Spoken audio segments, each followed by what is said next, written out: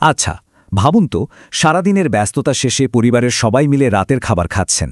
একদমই সাধারণ রোজকার মতো একটা দৃশ্য, তাই না? কিন্তু যদি বলি এই চেনা নিরাপদ ডাইনিং টেবিলটাই হয়ে উঠতে পারে এক ভয়ানক মৃত্যুফাঁদ। আজকের এই বিশ্লেষণে আমরা ঠিক এমন একটা মর্মান্তিক এবং অবিশ্বাস্য ঘটনার গভীরে যাব। মুম্বাইয়ের একটি পরিবারের সাথে ঘটে যাওয়া একটা মেডিকেল মিস্ট্রি। চলুন দেখা যাক ঠিক কী ঘটেছিল সেদিন। শনিবার রাতের সেই ডিনারটা কিন্তু আর 10টা উইকেন্ড ডিনারের মতোই একদম নর্মাল ছিল। 40 বছর বয়সী ব্যবসায়ী আবদুল্লাহ, তার স্ত্রী নাসরিন আর তাদের 2 মেয়ে 13 বছরের জয়নাব এবং 16 বছরের আয়েশা সবাই মিলে হাসি খুশি মনে বিরিয়ানি খেলেন। খাওয়া দাওয়া শেষে রাত প্রায় 1টার দিকে ডেজার্ট হিসেবে তারা খেলেন তরমুজ। ব্যাস, এই পর্যন্ত সব ঠিকঠাক। কিন্তু কে জানত এই সাধারণ একটা রাতের মাত্র কয়েক ঘন্টার মধ্যেই নেমে আসবে এক অকল্পনীয় ট্র্যাজেডি। এই ঘটনার টাইমলাইনটা একটু খেয়াল করুন, রীতিমতো শিউরে ওঠার মতো। রাত 10:30টায় বিরিয়ানি আর 1টায় তরমুজ। এরপর ভোর 5টা বাজতে না বাজতেই পরিবারের সবার মারাত্মক বমি আর ডায়রিয়া শুরু হয়ে যায়। আর তার পরের কয়েকটা ঘণ্টা আক্ষরিক অর্থেই যেন এক দুঃস্বপ্ন। সকাল 10:15টায় মারা যায় 13 বছরের জয়নব। এরপর হাসপাতালে চিকিৎসাধীন অবস্থায় একে একে মারা যান মা নাসরিন আর বড় বোন আয়েশা।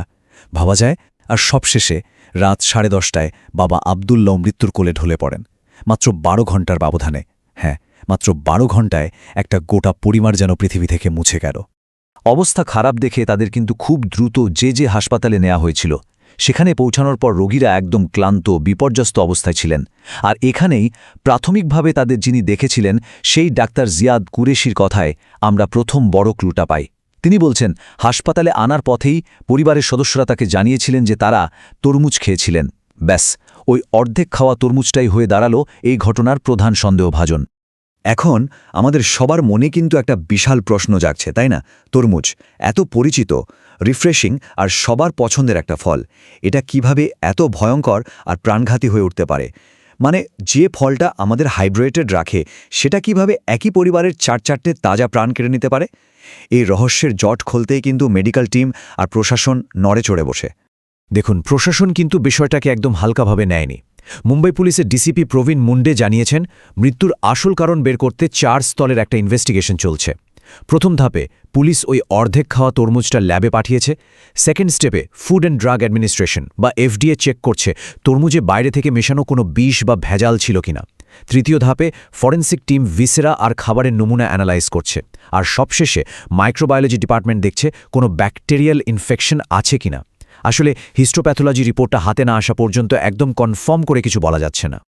এখন এর পেছনে সায়েন্সটা কিন্তু মারাত্মক ইন্টারেস্টিং। পুষ্টিবিদ রূপালী দত্ত খুব সুন্দর একটা এক্সপ্লেনেশন দিয়েছেন। একটু ভেবে দেখুন, তরমুজে কি থাকে? প্রচুর পানি আর ন্যাচারাল সুগার। আর ব্যাকটেরিয়াদের বংশবৃদ্ধির জন্য এর চেয়ে পারফেক্ট জায়গা আর হতেই পারে না। মানে এটা ব্যাকটেরিয়ার জন্য একটা 5 স্টার হোটেলের মতো। কোনোভাবে যদি ক্ষতিকর ব্যাকটেরিয়া একবার তরমুজের ভেতর ঢুকে যায়, তাহলে ওই পানি আর চিনির কম্বিনেশনে তারা অবিশ্বাস্য দ্রুতগতিতে মাল্টিপ্লাই করতে থাকে। আর ঠিক এখানেই চলে আসছে ভেজালের সেই ভয়ঙ্কর বিষয়টা। একদিকে ধরুন একটা প্রাকৃতিকভাবে বেড়ে ওঠা তরমুজ, অন্যদিকে কিছু অসাধু ব্যবসায়ী তরমুজকে আরও লাল আর মিষ্টি করার জন্য এর ভেতর সিরিঞ্জ দিয়ে গ্লুকোজ বা চিনির পানি পুশ করে। এখন ভাবুন, ওই সিরিঞ্জ বা চিনির পানি যদি সামান্যতম দূষিত হয়, তাহলে তো ব্যাকটেরিয়া সরাসরি ফলের একেবারে ভেতরে চলে গেল। আর তরমুজের ভেতরে পরিবেশ তো আগে থেকেই ব্যাকটেরিয়ার জন্য রেডি। ফলে এই দূষিত তরল পরিস্থিতিকে একেবারে নিয়ন্ত্রণের বাইরে নিয়ে যায়। ডায়েটিশিয়ান ডক্টর অর্চনা বাত্রা কিন্তু একটা অ্যালার্মিং কথা বলছেন। তরমুজ থেকে ফুড পয়জনিং হওয়াটা মোটেও রেয়ার কিছু না। সালমোনেলা, লিস্টেরিওসিস বা ইকোলাইয়ের মতো ডেডলি ব্যাকটেরিয়াগুলো এক্ষেত্রে মূল ভিলেন হতে পারে। এদের কারণে শরীরে সিভিয়ার ডিহাইড্রেশন তো হয়, এমনকি সেপসিস বা ব্লাড ইনফেকশনও হয়ে যেতে পারে। আর একবার সেপসিস হলে শরীরের অর্গানগুলো কাজ করা বন্ধ করে দেয়। ব্যাপারটা কতটা সিরিয়াস হবে সেটা নির্ভর করে পেশেন্টের ইমিউনিটি আর কত তাড়াতাড়ি ট্রিটমেন্ট শুরু হলো তার উপর। বিশেষ করে বাচ্চাদের ক্ষেত্রে, যেমন ওই 13 বছরের জয়নেবের ক্ষেত্রে আমরা দেখলাম, এটা খুব দ্রুত প্রাণঘাতী হয়ে উঠতে পারে। এক্সপার্টরা বলছেন, ল্যাব টেস্ট ছাড়া নির্দিষ্ট কোনো খাবারকে ব্লেম করা মুশকিল ঠিকই, কিন্তু একটা বিষয় এখানে দিনের আলোর মতো পরিষ্কার। আর এটাই আমাদের আজকের এই আলোচনার মূল টেক অ্যাওয়ে। সঠিক জ্ঞানই যে কোনো বিপদ থেকে রক্ষা করতে পারে। একদম সত্যি কথা। খাবার যদি নোংরা পরিবেশে হ্যান্ডেল করা হয় বা ভেজাল মেশানো হয়, তাহলে আমাদের রোজকার খাবারই কিন্তু সাইলেন্ট কিলার হয়ে উঠতে পারে। এটা কোনো জাদুটোনা বা অভিশাপ নয়, এগুলো পুরোপুরি মানুষের তৈরি করা বিপদ। তাই ফুড সেফটি নিয়ে আমাদের এই বেসিক সচেতনতাটুকু থাকা অ্যাবসলিউটলি ক্রুশাল।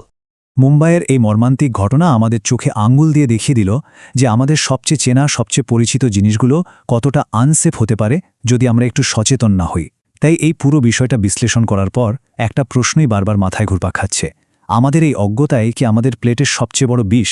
আমরা কি আসলেই জানি প্রতিদিনের খাবার কোথা থেকে কিভাবে আমাদের টেবিলে এসে পৌঁছাচ্ছে? একটু ভেবে দেখবেন বিষয়টা।